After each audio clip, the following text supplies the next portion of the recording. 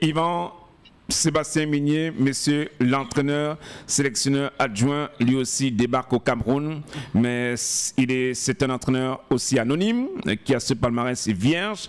Le Cameroun, cette fois-ci, pourra tirer quelque chose de bénéfique sur la participation, la présence de Migné aux côtés de Rigobert Song.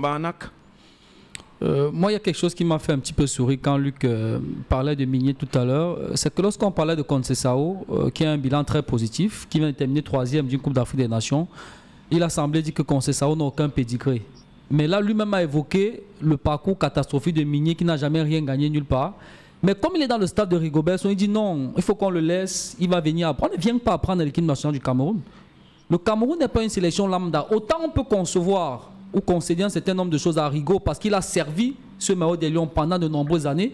Il a contribué à gagner des titres. C'est-à-dire que l'aura que le Cameroun a aujourd'hui sur la scène mondiale, Rigo a contribué à donner cette aura-là au Cameroun. Autant on ne peut pas accepter que quelqu'un qui n'a rien fait nulle part, parce qu'il est dans le stade de Rigobert Song, on corrobore ce qu'on a refusé d'accepter avec les autres. Honnêtement, je ne suis pas dans des présomptions d'échec vis-à-vis de cet engagement technique-là. Tout à l'heure, mon propos était plus dans le sens du timing de la nomination parce que j'estimais que ça ne nous apportait aucun plus de nommer ce staff avant la double confrontation. On aurait bien pu attendre un mois et le faire après la double confrontation. Et justement, maintenant, s'il faut seulement la double confrontation. Oui, mais c'est de ça qu'on parlait. On répond à une question par rapport à la question qu'on nous a posée, pas répondre à une question qu'on ne m'a pas posée. Donc, par rapport à cette double confrontation-là, pour moi, c'était inopportun de les nommer là.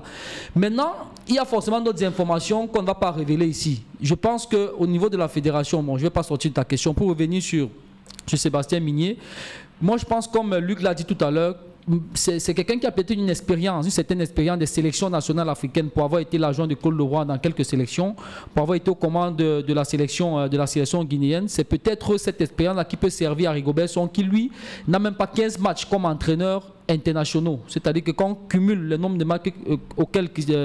chez les Lions après, mais chez les U23. Chez les U23, Rigobert Song a moins de 15 matchs d'expérience internationale et en tant que tel, malgré toute l'expérience qu'il peut avoir en tant que joueur, ça va être un déficit lorsqu'il va falloir conduire cette équipe nationale du Cameroun. Et donc Sébastien Migné peut justement être un bon complément parce que dans des team coaching, c'est plus la complémentarité qui compte, chacun a un rôle et il se complète quelque part. Et donc je pense qu'en cela, son expérience peut servir à Rigobert Song.